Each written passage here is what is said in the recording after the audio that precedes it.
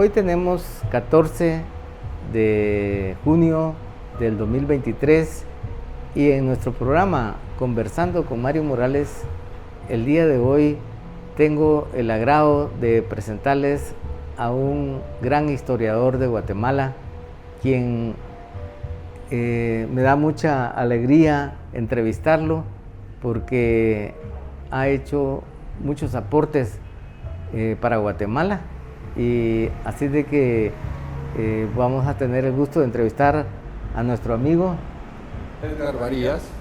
Edgar Varías. Contame, Edgar, ¿dónde trabajas actualmente? Yo soy investigador en el Instituto de Investigaciones Históricas, Antropológicas y Arqueológicas de la Escuela de Historia de la Universidad de San Carlos. Bien.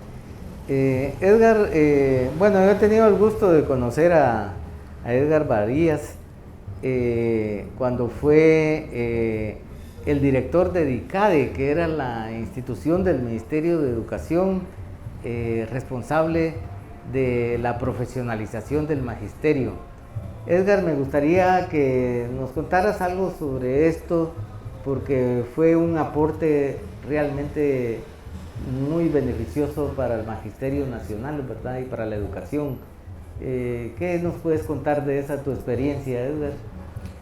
Bueno, yo creo que lo fundamental es que nosotros seguimos con el trabajo que había señalado los acuerdos de paz.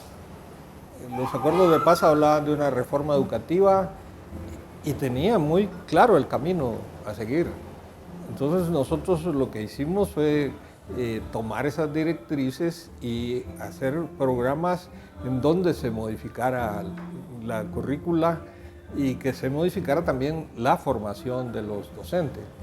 De tal forma que se hizo, por un lado, un proyecto para que hubiese un currículo nacional base, pero no se quedara ahí, sino también hubiese lo que en ese momento denominamos un mesocurrículo, un currículo regional o currícula regionales, y luego se llegara al nivel local o microcurrículo. Entonces, eso daría oportunidad a que toda la población se involucrara en el diseño educativo. Lamentablemente, los gobiernos neoliberales que vinieron después echaron por tierra todo esto y el proceso de reforma educativa, tal como estaba contemplado en los acuerdos de paz, se quedaron por un lado. El otro gran proyecto fue el sistematizar a nivel terciario la formación de los maestros. Es decir, se convocó a través de facilitadores de todo el país para tener un proceso de formación. Ahí las universidades de San Carlos, Panamericana y del Valle se unieron para dar título de docentes universitarios, es decir, elevar la calidad y no solo la cantidad en cuanto a programas de formación. Ese es otro proyecto que quedó trunco, que no se terminó, pero ese fue un inicio de una terciarización de la formación docente. Creo que esas dos cuestiones sean lo fundamental que se trabajó. Sí, Edgar, yo recuerdo muy bien todo ese trabajo que vos hiciste, porque tuve la oportunidad también de participar. En un principio se iba a crear el canal de televisión educativa del Ministerio de Educación y hubiera sido un aporte para la educación grandísimo. Pero después el Congreso de la República se llevó la frecuencia del canal 12, que era en ese entonces, ¿verdad? Y se murió el proyecto del canal educativo. Y recuerdo que yo venía un día en el carro para ir a tomar un café con un amigo, cuando vos me llamaste, Mario, quiero que vengas a trabajar conmigo los videos de la profesionalización del magisterio, y la verdad que fue una experiencia maravillosa. algo que recuerdo de ese trabajo que hicimos fue con José Mucía, creo que se llama, un matemático maya. Hicimos un video de cómo aprender la matemática maya. Era increíble que era más rápido que una calculadora, la matemática maya.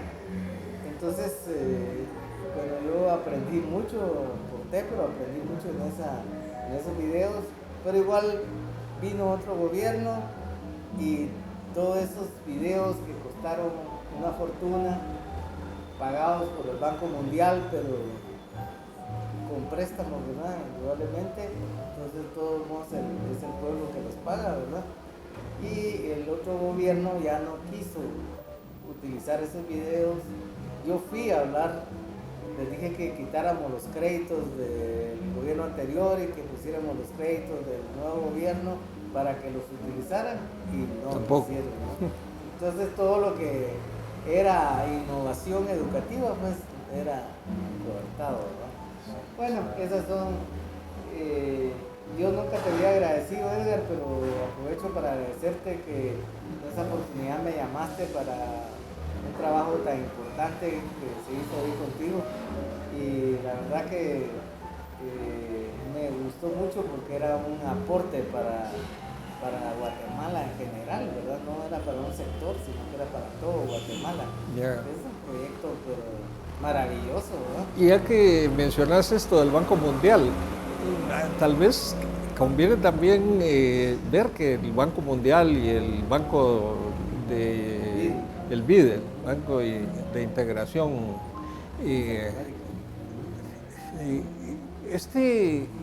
estos bancos financiaban proyectos, pero ellos decían qué había que hacer. Entonces eso fue una lucha ardua para quitarle esa potestad y ejercer la soberanía guatemalteca. Y fue nosotros los que decidiéramos hacia dónde se iban a canalizar los financiamientos. Es decir, antes todo estaba condicionado, quiénes iban a contratarse, qué planes iban a ejecutar, y nosotros dijimos, no, esto no puede ser así, ¿ya? Y esa fue también otro de... Porque era el gobierno de Guatemala que los pagaba, ¿no? Absolutamente, no nos estaban regalando, no era donación, sino era un préstamo, ¿ya?, que había que pagar, por supuesto. Y entonces nosotros dijimos, bueno, nosotros vamos a decidir en qué se va a invertir, y se invirtió precisamente en la formación docente y en las consultas que se hicieron a nivel nacional para desarrollar la currícula. Y la otra cosa también que hay que destacar es la integración de DIGEBI, la Dirección General de Educación Bilingüe e Intercultural, con DICADE. Porque entonces, no sé si recordás, pero en las oficinas de DICADE había una delegación permanente de DIGEBI. Entonces trabajábamos en conjunto, no para trabajar por separado las cuestiones, sino integrados, pensando en un plan de desarrollo educativo nacional, pero nacional en el sentido de inclusión, donde cumpliéramos todos, ¿no? Sí, lamentablemente eso es lo que pasa en nuestros gobiernos, ¿verdad? Que viene un gobierno con buenas ideas y votan, viene otro gobierno, lo votan todo, y siempre cada 4 años estamos comenzando nuevas cosas, ¿verdad? Y no hay seguimiento, ¿verdad? Yo creo que es parte de nuestro subdesarrollo, ¿verdad? Y manipulación política que se mantiene, ¿verdad? Y los acuerdos de paz que establecieron, como digo, vías que quizás no era, digamos, la solución para todos los problemas nacionales, pero era un paso adelante. Y en cuanto a la reforma educativa, pues había, como decía, una guía, un camino que seguir. Y lamentablemente todo eso quedó al margen. Ahora se tiene un currículo nacional base, pero ya no se siguió con el paso siguiente, que era llegar a las regiones y que las regiones decidieran. y no regiones administrativas, es decir, no juntar departamentos, sino juntarlos en cuanto a sus características socioculturales. Y luego ya pasar a la especificidad de lo local. Sí, Edgar. Yo siempre cuando me preguntan de un historiador, yo te pongo ejemplo a vos, ¿verdad? Entonces, porque por el tiempo que te debo conocer, creo que sos alguien que tiene que decirnos mucho sobre los aspectos históricos de Guatemala. Así que en conversando con Mario Morales queremos darte a conocer todos los documentos que has participado en libros con otros autores y qué es lo que has producido vos mismo, ¿verdad? Bajo tu autoría. Entonces quisiera que nos contaras de esa tu experiencia, Edgar. Bueno, como decía, yo trabajo en el Instituto de Investigaciones de la Escuela de Historia y quizás el trabajo más longevo sea este trabajo que se titula El problema del indio, entre comillas, durante la época liberal. Esta es la segunda reimpresión, edición porque tiene algunos agregados más, pero la primera edición salió en 1988. Es precisamente el recuento de los agravios en cuanto a estereotipos, en cuanto a las ideas, los discursos que se manejaron sobre la población indígena, siempre considerando desde que los españoles llegaron a las islas del Caribe como seres inferiores.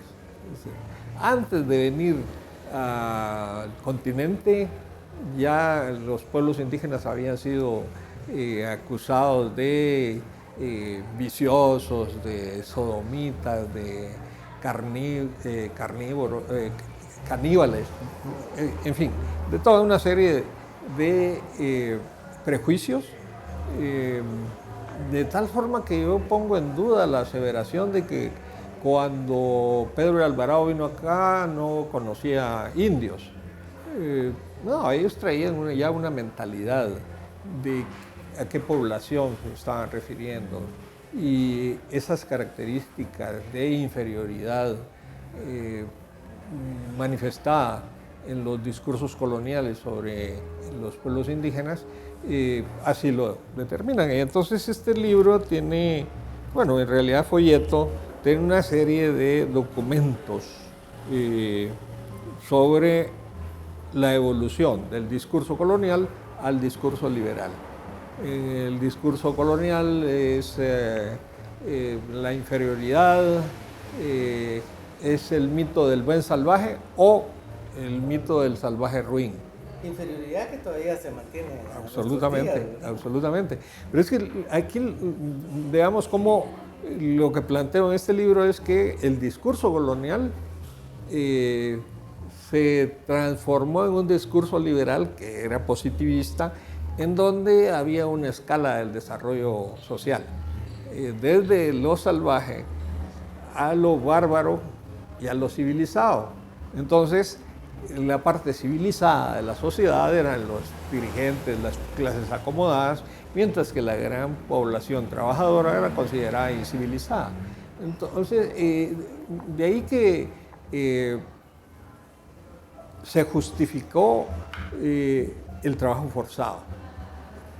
Se modificó el discurso, pero la connotación de inferioridad siguió utilizándose. Luego viene un tercer discurso que ya no se analiza aquí en este folleto y es el discurso indigenista, de integración nacional, de creación de una guatemalidad, de creación de que todos somos guatemaltecos, que aquí no hay indígenas, ni ladinos, ni garífunas, ni fincas, sino todos somos guatemaltecos. Era matar la cultura, ¿no? Es que suena muy bonito, pero eso significa homogeneizar las culturas. Es decir, convertir todo aquello en una nacionalidad guatemalteca, pero a costa de las diferencias, es decir, no respetar las diferencias socioculturales, territoriales, y con eso se le quita los derechos a la tierra, los derechos a la cultura, los derechos a decidir sobre su propio sistema judicial, por ejemplo. Entonces, esa fue mi primera línea de investigación. Hasta que un día recibí una llamada, así como te llamé allá a inicios del siglo XXI. En 1982 recibí una llamada de Celso Lara, el folclorólogo guatemalteco, y que me dijo: mira, Edgar, en la Cinemateca Universitaria hay unas películas que están ahí, pero en muy mal estado. Yo no conozco a ningún historiador que trabaje cine, sino a vos, entonces, por favor, anda a verlas, ¿verdad? Marcela Valdeavellano, la gran artista guatemalteca, era la coordinadora. Platiqué con ella, ahí estaba Rafael Humberto Vaccaro, Tito Vaccaro, y con él vimos los materiales, y para sorpresa habían 500 rollos de nitratos. Estamos hablando de películas de 1926 a 1950, es decir, un tesoro absolutamente. Y esos estaban en unas condiciones, pero lamentables, ¿no? En el piso, estaban colocados así verticalmente, lo cual hace que uno dice: pero ¿cuál es la diferencia entre tenerlos así o tenerlos acá? Lo que sucede es que al tenerlo aquí está ejerciendo presión sobre esta parte.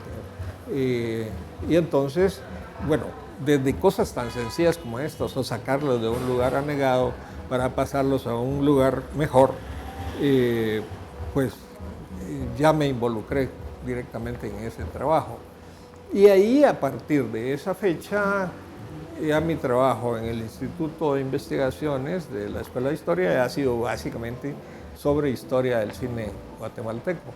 Y en particular, esos materiales de la Cinemateca, que están depositados en la Cinemateca, pero que fueron realizados por la Tipografía Nacional. Bueno. Yo hice un video sobre la TGW. Muy interesante toda esa historia de los artistas de Guatemala. Sí. Antes era el centro cultural más importante de la ciudad, ¿no? Sí, en realidad sí. Se perdió eso, ¿no? Sí,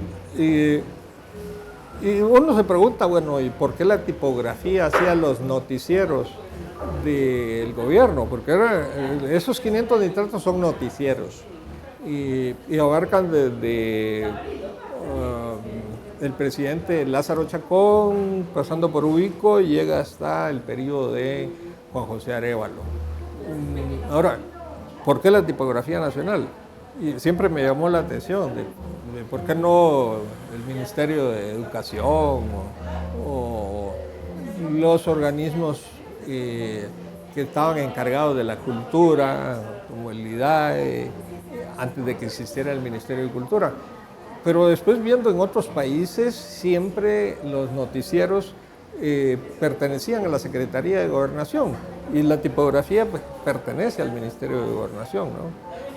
Y esto es porque es manifiesto que es un discurso oficial, es un discurso controlado, es un discurso que es sometido a la militancia política de los gobiernos.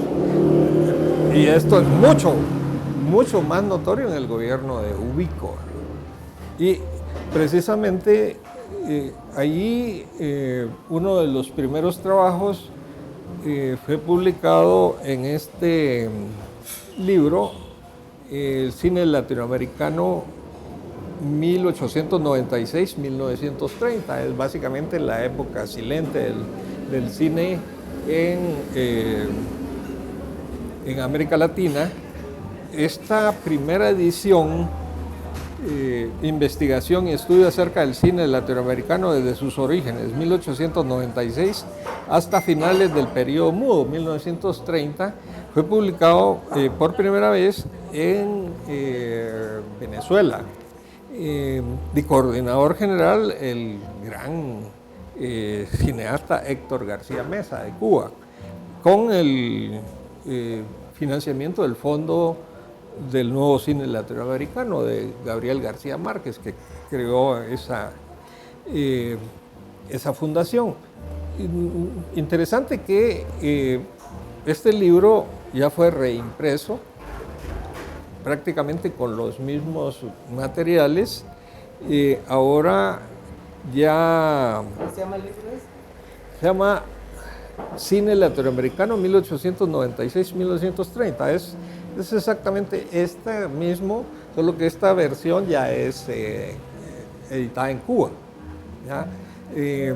Y esta es de 1998 y esta edición es de, vamos a ver, 2014. Fue reimpreso entonces. Y aquí hay un artículo escrito a la limón con mi esposa sobre cine, café,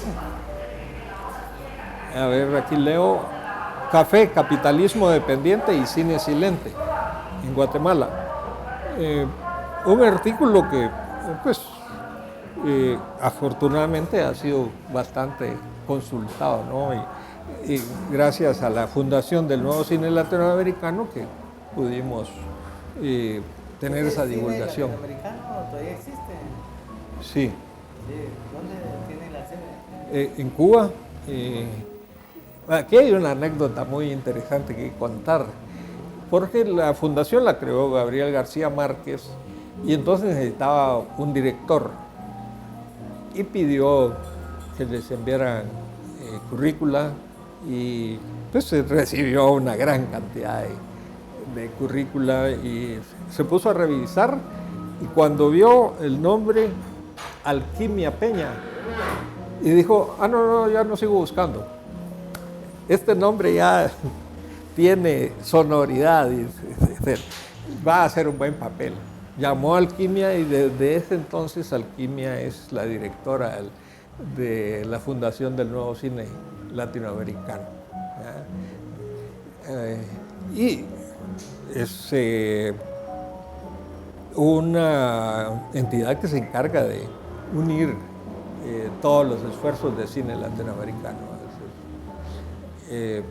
Con la Coordinadora Latinoamericana de Archivos de Imágenes en Movimiento, la CLAIM, son lo más importante de cine latinoamericano, digamos. Sí. Bueno, pues siguiendo con estos nitratos de la Cinemateca Universitaria, digo de la tipografía, que están depositados en la Cinemateca, también publiqué este pequeño trabajo, se llama Sobrevivir al desastre, rescate de 3 filmes de la Cinemateca Universitaria Enrique Torres de Guatemala. Contiene la explicación del proceso técnico de restauración de películas por Genaro Cotón Zoom de la Cinemateca Universitaria. Y es que en 1998 Genaro Cotón viajó a México y se llevó 3 películas. Y esas películas, al traerlas de vuelta, nos permitió hacer este trabajo porque los nitratos que están conservados en la Cinemateca, la mayor parte son negativos. Entonces, aunque uno los proyecte, que no es lo adecuado, son negativos que cuesta saber de qué se trata, ¿no? Cuando son positivos, ya tienen intertítulos que dicen, bueno, este es Totonicapán o Santiago Atitlán, en fin.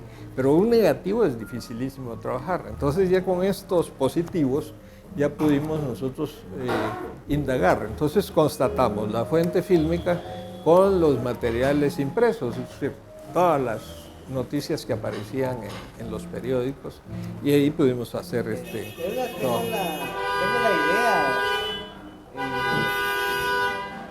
de que vos fuiste uno de los fundadores de la Cinemateca de la universidad, ¿no? No fue así.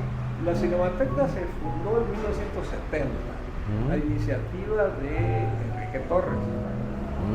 Pero Enrique Torres, en el primer año de estar a su cargo la Cinemateca, comenzó con la recopilación de filmes. Hay filmes ahí del neorrealismo italiano, de la nueva ola francesa, pero falleció poco tiempo después. Y ese mismo día las autoridades universitarias le pusieron el nombre de Enrique Torres a la Cinemateca Universitaria. Yo llegué a la Cinemateca después de que el Paraninfo, o sea, Centro Cultural Universitario, sufrió un atentado en donde hubo muertos y, por ejemplo, heridos como la actriz Zoila Portillo. Y fue hasta el 82 que se volvió a reabrir el Centro Cultural Universitario y por ende la Cinemateca. Y ahí fue donde llegó Marcela Valdeavellano, que fue la que me contactó a través de Celso Lara. Y entonces, sí, todo ese tiempo hubo varios directores, por ejemplo, Mario Solórzano, José Campán, que José Campán fue el que llevó esos 500 rollos de nitratos a la Cinemateca, porque iba a hacer una diligencia a la tipografía y cuando vio estaban subiendo esos rollos en un camión. ¿Y a dónde llevan eso? Los vamos a botar. Entonces subió a la dirección y en un papelito así, en una hoja sin membrete ni nada, dijeron, bueno, se le dona a la Universidad de San Carlos 500 rollos de película de 35 milímetros y 300 de 16 milímetros, ¿no? Y así fue como están esas cosas y por eso fue que me involucré yo a ese trabajo de la Cinemateca. Vos sabés que en la Cinemateca nosotros donamos todos los videos que hicimos del programa Barriletes. Muy sonado en esa oportunidad. Yo era el director general de la asociación Solifá. Mario Recinos era el coordinador del programa Barriletes. Y Barriletes pues tenía Barriletes de televisión, radio y el periódico Barriletes, ¿verdad? Pero todos los videos están ahí. Cuando nosotros necesitamos algo, pero ahora está cerrado, Sí, hemos necesitado. Entonces ahí acudimos, ¿verdad? Ya. Pero sí es interesante que el papel que desempeña la Cinemateca es único. el archivo más grande que hay de cine en Centroamérica. Y no solo tiene los nitratos, sino tiene una gran colección de películas, tanto de ficción como de documentales, en 16 milímetros. Y además, pues una gran cantidad de material magnético, ¿no?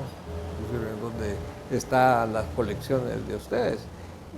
La lástima grande es que nunca la universidad ha apoyado a la Cinemateca. Apenas hay 3 trabajadores. Me contaban de que para poder limpiar ciertas películas tenían que mandarlas a México, porque aquí no tenían el equipo ni los utensilios que necesitan para eso, ¿no? Sí, y pongamos por caso la Cinemateca Universitaria de Honduras tiene más o menos como unas 20 veces menos material que la Cinemateca Universitaria de Guatemala. Sin embargo, allá trabajan 8 personas con espacio suficiente para separar los materiales magnéticos de los materiales fílmicos, a temperatura controlada, etcétera. Ahora les van a habilitar una sala de cine. La diferencia es inconmensurable, ¿no? Qué bueno, ¿no? Sí. Aquí sí es un ambiente muy pequeño, que están ahí arrumados todos los videos, yo he ido. Sí, desgraciadamente no hay ni el personal ni el espacio adecuado. Hemos tenido este año la visita de dos especialistas del Instituto Nacional del Audiovisual de Francia, una francesa y otra argentina, que vinieron a hacer una auditoría, le llaman ellos. Aquí para nosotros la palabra auditoría suena feo, pero no, es una evaluación de las condiciones de los archivos guatemaltecos. Y sí, se espantaron de ver las condiciones en las que están los nitratos. Los nitratos son altamente peligrosos, son los originales. Entonces, en 1990 yo participé en el Congreso de la Federación Internacional de Archivos Fílmicos en La Habana, y ahí Rita María Galvão de Brasil hizo también un análisis de el manuscrito que llevé yo sobre los filmes, y consideró que después de los archivos de la Cinemateca de Perú, la prioridad en rescate era los nitratos de la colección de la tipografía nacional. Entonces, se pueden imaginar, de toda América Latina, la segunda prioridad en rescate son esos materiales. Y estoy hablando de 1990, en donde acudí representando a la Cinemateca Universitaria. Han pasado ya suficientes años, 33 años, y las condiciones en que están siguen siendo las mismas de aquel entonces, ¿verdad? Más con el agravante que pues hay donaciones y la Cinemateca se ha saturado de materiales. Y qué bueno que tenga y que se recopilen bastantes materiales, principalmente guatemaltecos. Pero si no se tienen las condiciones adecuadas, ese material corre un gravísimo peligro. Sobre todo cuando se está viendo que hay una vulnerabilidad altísima, no solo para los mismos nitratos, sino para el resto de material, incluso con peligro de vidas humanas. Sí, no sabía eso, pero es... Sí. ¿Qué más nos vas a compartir, Edgar? Bueno, yo seguí trabajando en la investigación del cine, pero durante 25 años acompañé a Carlos Navarrete en su investigación sobre la expansión del culto al Cristo de Esquipulas en Centroamérica. Y él tenía pensado sacar un libro que se llama La diáspora de una devoción, acercamientos al estudio del Cristo negro de Esquipulas. Y aquí hay trabajos sobre el Cristo negros en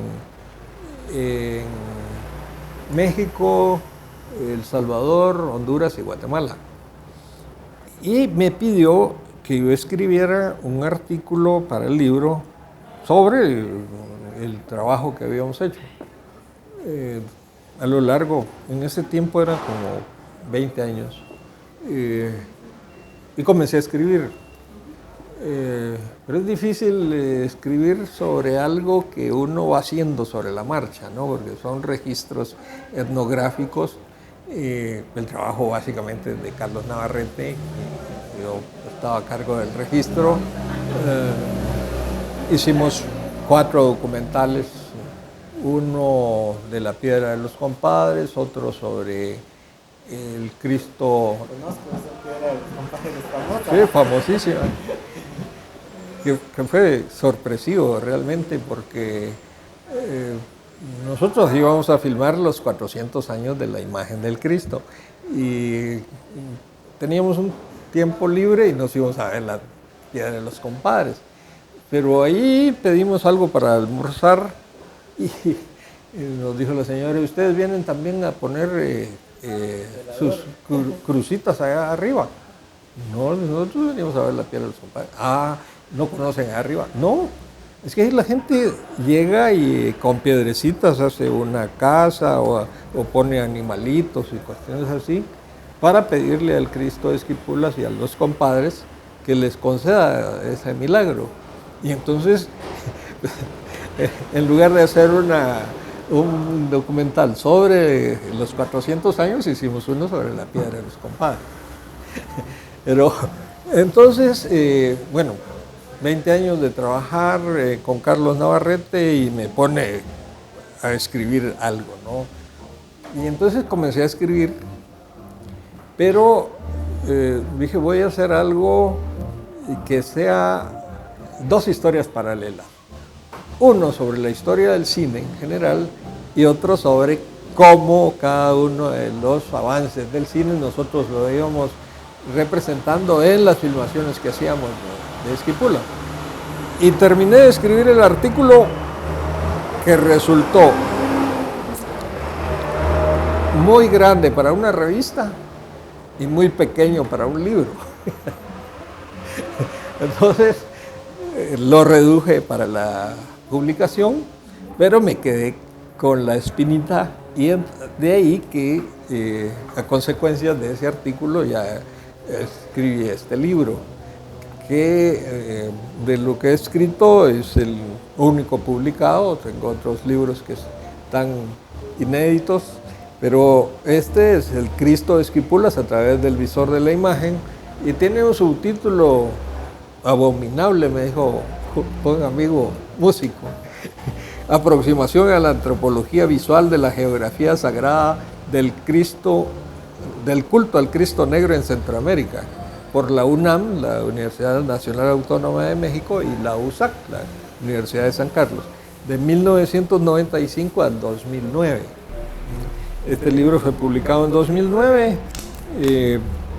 y afortunadamente pues no estuvo nunca a la venta, así que fue una distribución gratuita para los colegas del gremio y para amigos, en fin, ¿no? Entonces, es la historia de cómo salió este libro. Bueno, yo tuve la oportunidad de hacer un recorrido por Esquipulas también cuando conocí la piedra de los compadres, ¿verdad?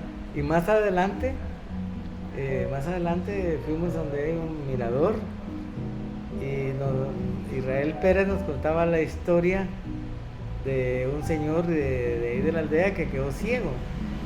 Y le dijo uno de los vecinos, le dijo: mira, Juan, le dice, ¿y por qué no vas a pedirle al Cristo de Esquipulas que te vuelva la vista? Le dice, ¿ah? ¿Será vos? Le dice, si vas con fe te va a devolver la vista, le dice, ¿no? Entonces resulta que, bueno, voy a ir, dice el señor, y pidió a su familiar que lo llevara. Pero dice, le voy a llevar un gran tesoro al Cristo para que me vuelva la vista. Y tenía una gran cruz de oro, con una cadena de oro. Se la metió a la bolsa y se fue al templo de Esquipulas, ¿no? Lo llevaron. Y allá le depositó la cadena de oro al Cristo de Esquipulas. Y le dijo: Cristo, devuélvame la vista, yo te voy a regalar esta cruz de oro, le dice, ¿no? Se la dejó caer ahí donde todo el mundo deja caer la limosna, ¿no? Y regresó a la aldea. Cuando regresó empezó a ver, ¿verdad? Y ya en la semana él andaba caminando solo. Entonces se encontró con el amigo, ¿verdad? Le dice: ve, ya viste que te hizo el milagro del Cristo de Esquipulas. Le dice: sí, le dice, porque le dio una gran cadena de oro, le dice, ¿no? Entonces, y cuando iba para su casa empezó a borrársele la visión, y cuando se mete la mano a la bolsa, ahí tenía la cruz de oro con su cadena, ¿no? Y quedó ciego otra vez. No sé si te contaron esa historia. Es que la tradición oral es interesantísima, porque las historias se van adaptando, se van contextualizando de acuerdo a la región, de acuerdo a la época. Esa historia la cuenta José Mía, y esa, no recuerdo cuál de las obras es, Los Nazarenos posiblemente, con don Juan de Palomeque, ¿ya? Que presenta esa misma historia, ¿no? Él lleva una ofrenda. Casualidad que don Juan también le llamaba. Y da la ofrenda, después se refiere a que fue por la ofrenda que le devolvieron la vista y no por un milagro, y entonces vuelve a quedar ciego, ¿verdad?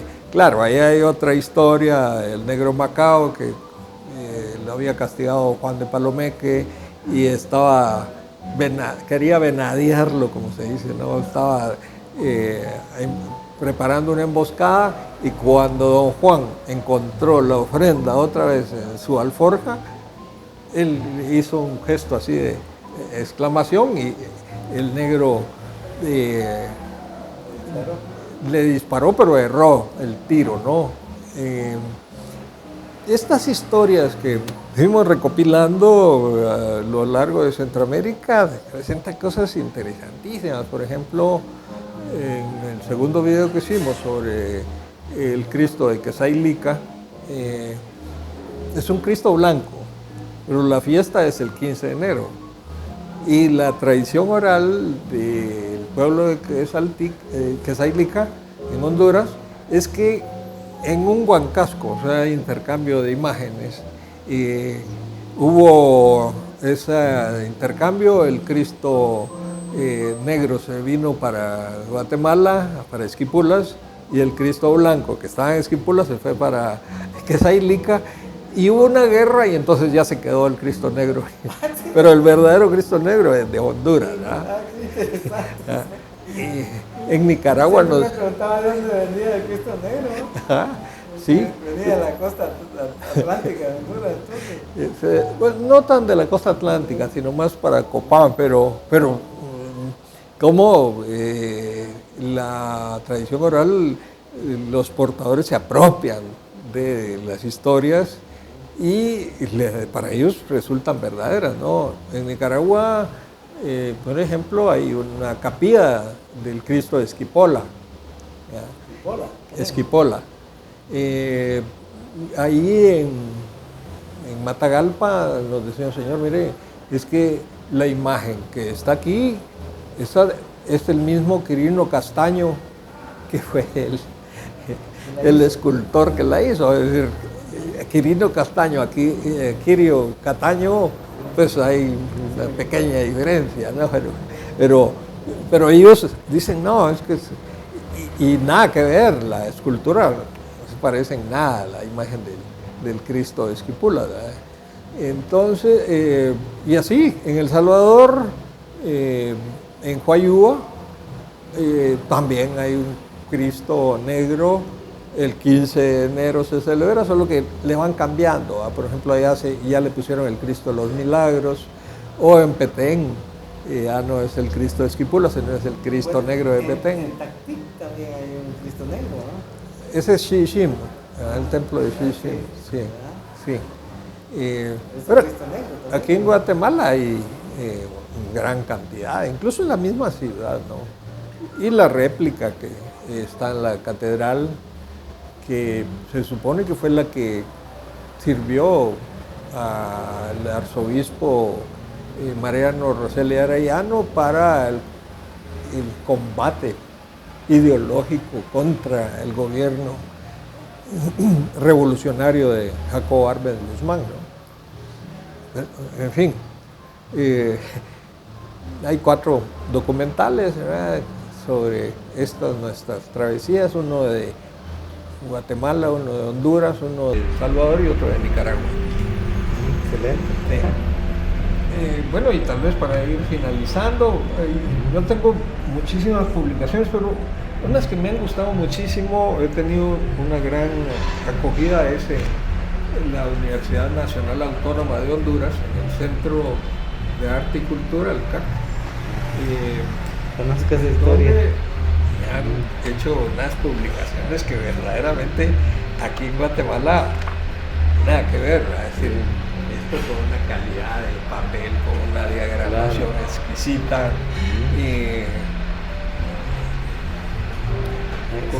con un trabajo bastante fino, y ahí me han publicado Sí, en Guatemala solo he visto yo un libro reciente que hicieron en la Antigua de los balcones y las puertas de la Antigua, que está con calidad como esa que nos estás mostrando ahí.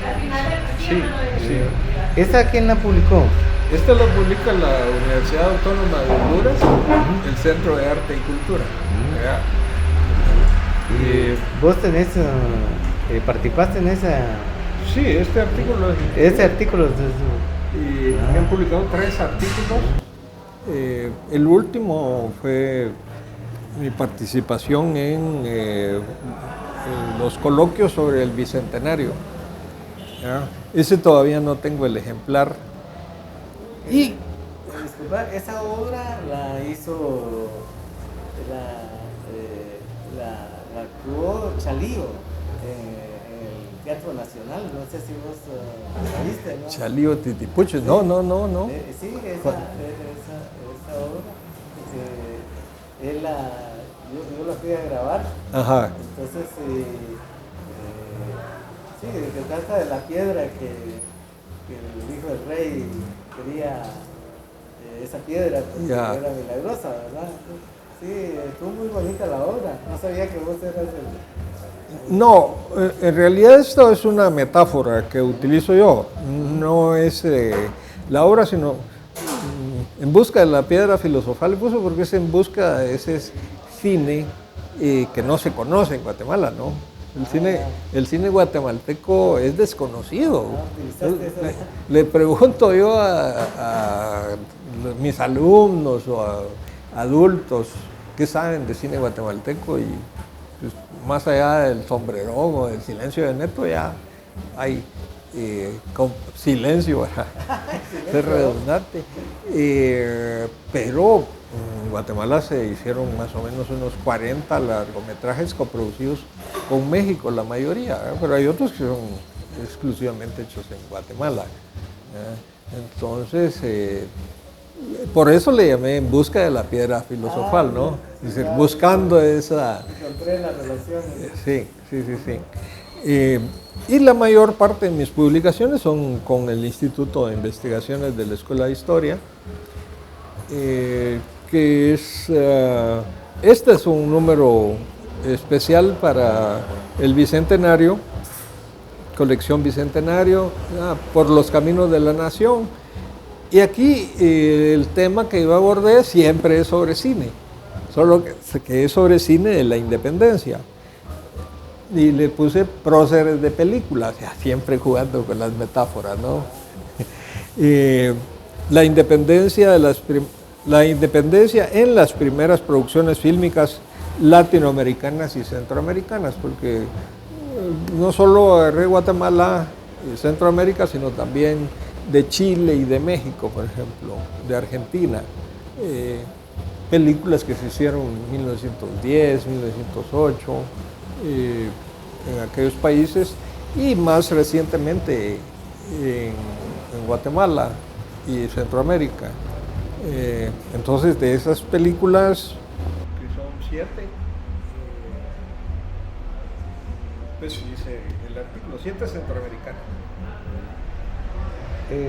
Realmente, Edgar, con todo esto que nos has dado a conocer, creo que es un guión de un documental, ¿no? Podríamos hablar de la historia del cine en Guatemala y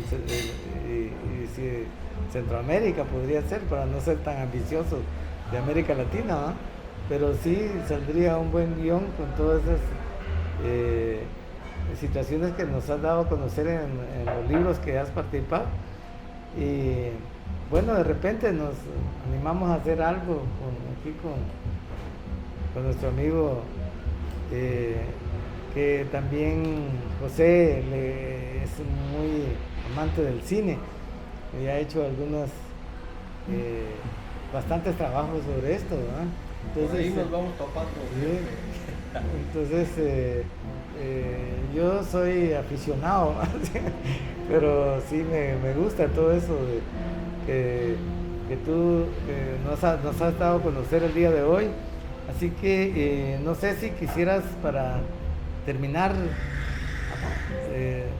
¿qué nos podrías decir de cómo podría un guatemalteco común y corriente, interesado en el cine de Guatemala, de Centroamérica, cómo podría iniciar él realmente a dar sus primeros pasos, ¿verdad? Porque yo creo que existe mucho desconocimiento, ¿verdad?, del tema, ¿verdad? Pero no sé qué orientación nos podrías dar vos para terminar en esta entrevista. Bueno, vamos a ver, algo de lo que he estado trabajando yo son esas vueltas que le da la vida a uno. Resulta que los materiales de la Cinemateca, como son películas bastante antiguas, en un material, como decía, autoinflamable, donde ya hay un deterioro, a veces ya con procesos de descomposición química, y a veces sencillamente que el material se deformó. Entonces es un material que no se puede utilizar en un proyector. Bueno, yo comencé a preocuparme por los archivos. Y a raíz de eso invité en una ocasión a grupos centroamericanos de la Cinemateca, de los archivos centroamericanos, a una reunión en la antigua Guatemala en el 2017. Y a raíz de ahí surgió la idea de hacer una integración. Y finalmente en el 2019 hicimos la red centroamericana del archivo fílmico y audiovisual. Y cuando participé en un taller de Cuba de retos y posibilidades del audiovisual en Latinoamérica, resultó que se interesaron en el proyecto. Entonces, el Instituto Cubano de Radio y Televisión y la Fundación del Nuevo Cine Latinoamericano se sumaron al proyecto. Entonces, ya pasó a ser Red Centroamericana y del Caribe del Patrimonio Fílmico y Audiovisual. Y esto ha ido creciendo, porque ya a partir del año pasado ya tuvimos ese trabajo con el Instituto Nacional del Audiovisual de Francia, que ya se hizo esa evaluación en Guatemala, Honduras y El Salvador, y en julio se va a hacer en Nicaragua, Costa Rica y Panamá, y luego la semana entrante tenemos un taller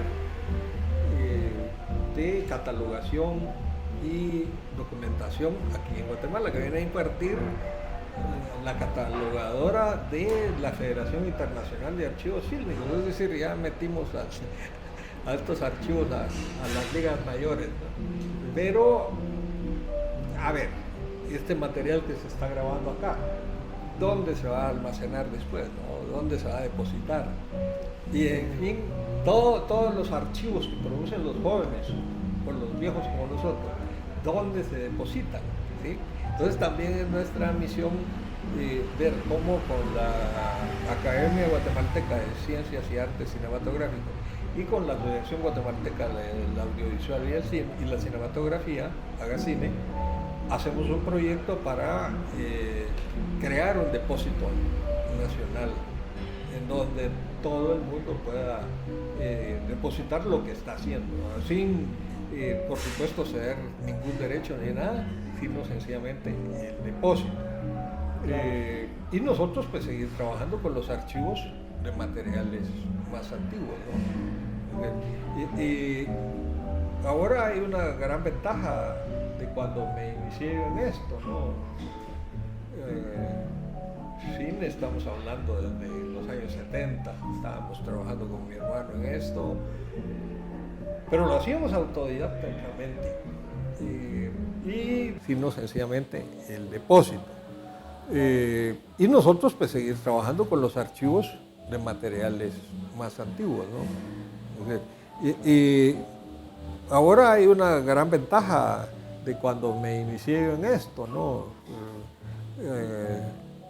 Cine, estamos hablando desde los años 70, estábamos trabajando con mi hermano en esto, pero lo hacíamos autodidactamente. Y ahora ya hay escuelas de cine acá. Sistemáticamente con Casa Comal. Antes hubo taller de cine de Guillermo Escalón y Sergio Valdés Pedrón, mucho antes había uno de Salvador Abularach, pero ahora hay escuelas de cine.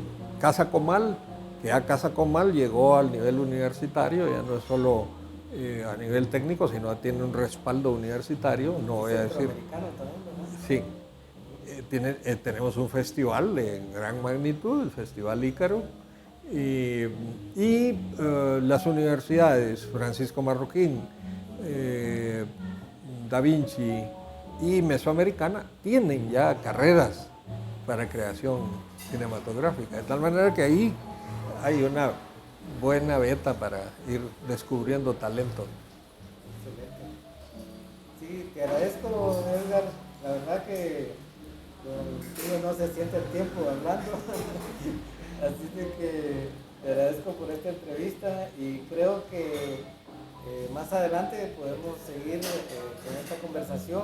Siempre que tengas algún documento que dar a conocer, pues me dices y lo vamos a conocer en este programa, ¿verdad?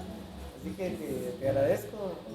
Muchísimas gracias, Mario, José, a ustedes, porque pues uno trata de divulgar esto no para mérito propio, sino para que el cine guatemalteco sea valorado y que todo lo que se ha hecho y lo que se está haciendo y lo que se va a producir sea conocido por los guatemaltecos. Hemos hecho una muestra de cine centroamericano sobre los pueblos afrodescendientes y esto nos abre una vía de comunicación bastante grande, ¿no? Ahora lo estamos proponiendo a nivel de Latinoamérica para seguir creciendo. Así que estamos abiertos a esa invitación, como digo, no para méritos propios, sino para que el cine de nuestra región siga creciendo. Muchas gracias, Edgar.